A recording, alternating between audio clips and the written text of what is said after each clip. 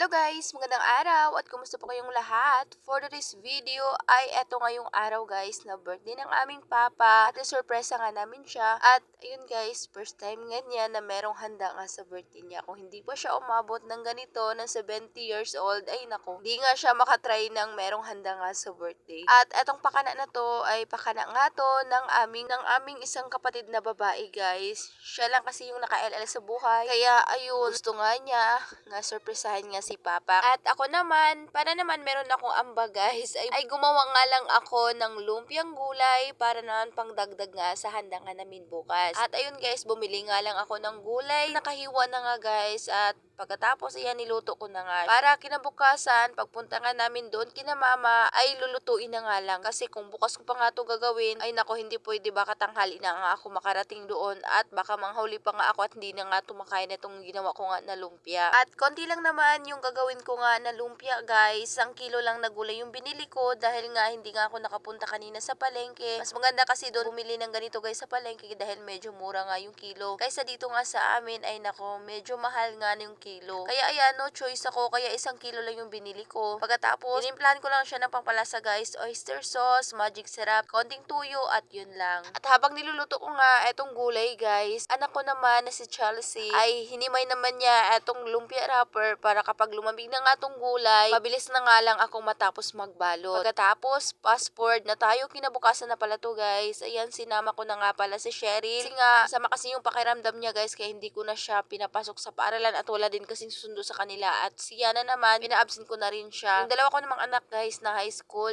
ay sila lang yung pumasok kasi hindi sila pwede mag-absent. At marunong naman silang umuwi nga na sila lang. At ayun guys, dito na nga kami sa Kananga bumili nga ng cake kasi nga alas 9 na nga kami ng umaga nakapunta nga dito sa Kananga. Pagkatapos namin bumili ng cake guys, nagbiyahe na nga kami papunta doon kina mama. Sobrang na-miss ko nga talaga dito na lugar na to guys dahil nga dito nga ako lumaki kaya sobrang nakakamiss talaga. Dati guys, kahit mura pa nga yung pamasahe dito nga sa amin sa Putput o yung sa Padya ay talagang hindi kami sumasakay, nilalakad lang namin to guys. At eto naman yung simbahan nga dito sa amin sa Kananga. Ayan, wala pa ring pagbabago, ganun na ganun pa rin yung itsura niya. Dito kami lagi dumadaan guys kapag naglalakad lang kami kasi kung doon kami dumaan sa highway ay makikita nga kami ng mga estudyante lalo na kapag labasan na nga. Nahiya kasi kami guys na makita kami ng mga estudyante na naglalakad lang. Tapos may bitbit pa nga ng sako kasi yung sako guys, yan yung nilagyan nga namin ng binebenta nga namin na gulay or yung saging or yung nyog. Kaya dito kami madalas dumadaan kapag lalakad lang kami galing nga palengke. At ayun guys, dumating na nga pala kami dito kina mama. Ayan si Cheryl, nagpakarga na nga siya sa papa niya dahil nga nahihilo nga daw siya. Kaya ayun, kinarga na nga siya ng papa niya. At ayun, pagdating nga namin dito, ayan, nag-umpisa na nga sila magluto guys. Iba-ibang toka sa pagluluto. Yung iba, sila naman yung nag-arrange. Yung iba ay nagluluto na rin. Ganun na ganun nga dito sa probinsya guys. Talagang lahat meron talagang ginagawa. At ito naman yung birthday boy. Nilapitan ko na kagad siya at binati ko nga ng happy birthday. At biniro ko pa nga siya guys na kapag bibigyan ba siya ng 70k ay ano yung gagawin niya. Ay nako guys, napakamot nga lang siya sa ulo.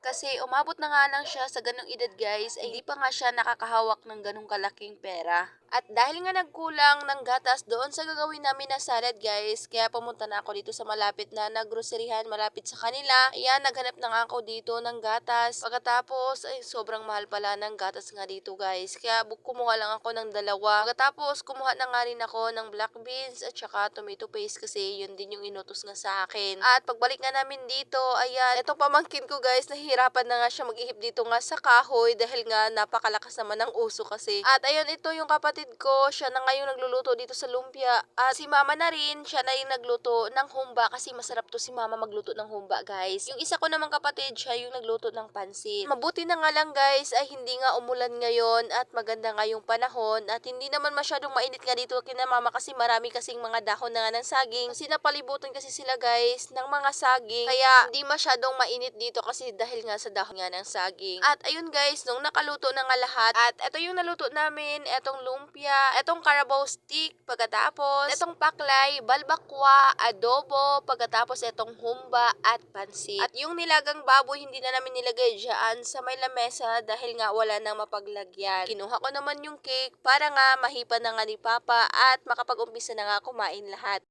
Oh, happy birthday to you. Happy birthday to you. Happy birthday, happy birthday, happy birthday to you.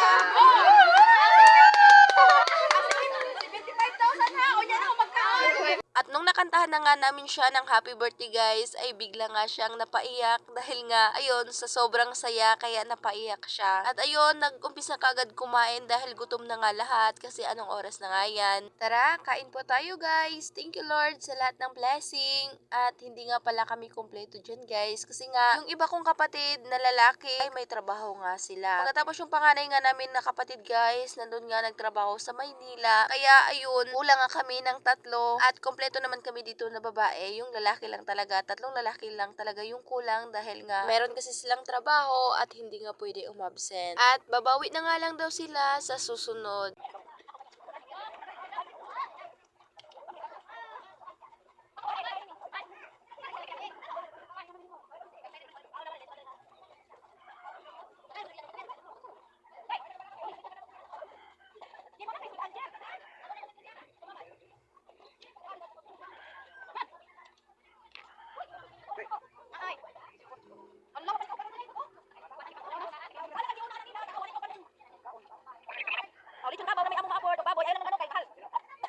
At nung natapos na nga lahat kumain guys at nabusog na nga lahat, sabi naman ng ate ko nga isayaw nga daw namin si Papa para naman sumaya at bibigyan nga namin ng kaunting pera. At ayun, inasar pa nga ni Mama si Papa, sobrang nakakatuwa talaga. At ayun, ang sabi nga namin, sayaw nga siya naming mga babae kasi kumpleto nga kami dito. Yung nandito lang naman na lalaki guys, yung bunso namin. At simula sa ate hanggang dun sa bunso nga guys. Kaso nga lang, nung sumayo yung ate ko, sumunod yung isa kong ate at ako nga sa sunod guys. Pero ayun, yung sumunod sumayaw nga dun sa ate ko kaya hindi na nagkasunod-sunod. At habang sinasayaw nga namin siya guys, ay umiiyak nga siya sa tuwa. At natawa pa nga ako sa isa naming kapatid guys kasi inaasar nga niya si Papa habang sumasayaw. At yung bunso nga namin na babae guys, hindi ko nga siya nakunan ng video habang sinasayaw nga niya si Papa. At yan lang muna for today's video. Maraming salamat po sa inyong panonood. God bless.